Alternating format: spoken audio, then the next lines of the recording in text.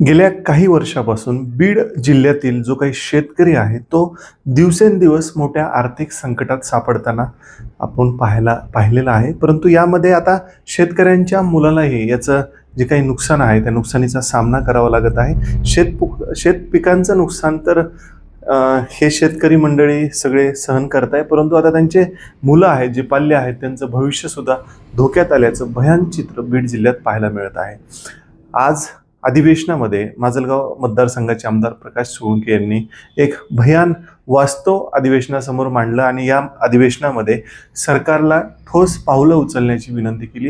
विशेषतः बीड जिल्ह्यामधील जे काही छोट मोठे खेडे आहेत, गावं आहेत, या गावामध्ये जर आपण पाहिलं तर 20, 25, 30, 35 वर्ष होऊन गेले तरीही युवकांचे लग्न होताना दिसत नाहीत. आणि ह्यामध्ये जर सर्वात जास्त पाहिलं तर ही शेतकऱ्यांची मुलं आहेत.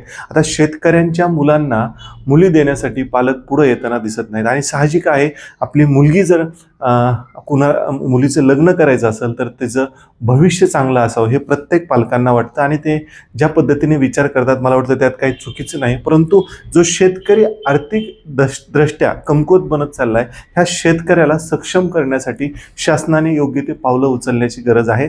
जर ही परिस्थिती अशीच राहिली तर भविष्यामध्ये शेती व्यवसाय कुणीच करणार नाही.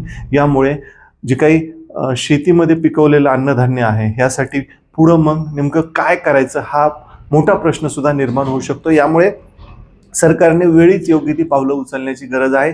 बीड जिल्ह्यातील जो काही शेतकरी आहे मोठा कष्टाळू आहे, परंतु ह्या शेतकऱ्याला त्यांनी पिकवलेल्या जो काही माल आहे त्याला योग्य भाव मिळत नाही. यासह निसर्गाची अवकृपा आणि जे काही पाणी आहे कमी प्रमाणामध्ये, म्हणजे बीड जिल्हा हा दुष्काळी भाग म्हणून सर्वत्र ओळखला जातो. ह्या बीड जिल्ह्यात जर मुबलक पाणीसाठा उपलब्ध करून ह्या शेतकऱ्यांना दिला तर बीड जिल्ह्यातील शेतकरी हा कोणत्याही क्षेत्रात म्हणजे प्रगती केल्याशिवाय राहणार नाही. म्हणजे पारंपरिक शेती असेल, अत्याधुनिक शेती असेल, फळ लागवड असेल, यामध्ये कुठेही हा महाग पडणार नाही. परंतु ह्या शेतकऱ्यांना जे काही सुविधा असतात त्या मिळत नसल्यामुळे आणि त्यातली त्यात जी काही निसर्गाची अवकृपा सतत होते त्यामुळे शेतकरी बीड जिल्ह्यातील अडचणीत आलेला आहे. आणि या सर्व प्रश्नाच्या अनुषंगाने आज प्रकाश सोळंके यांनी अधिवेशनामध्ये एक महत्त्वाचा प्रश्न उपस्थित केला. आणि प्रत्येक गावामध्ये जर आपण पाहिलं, छोट्या मोठ्या खेडेगावात तर 50 ते 100, 150 मुलं बिगर लग्नाचे आहेत.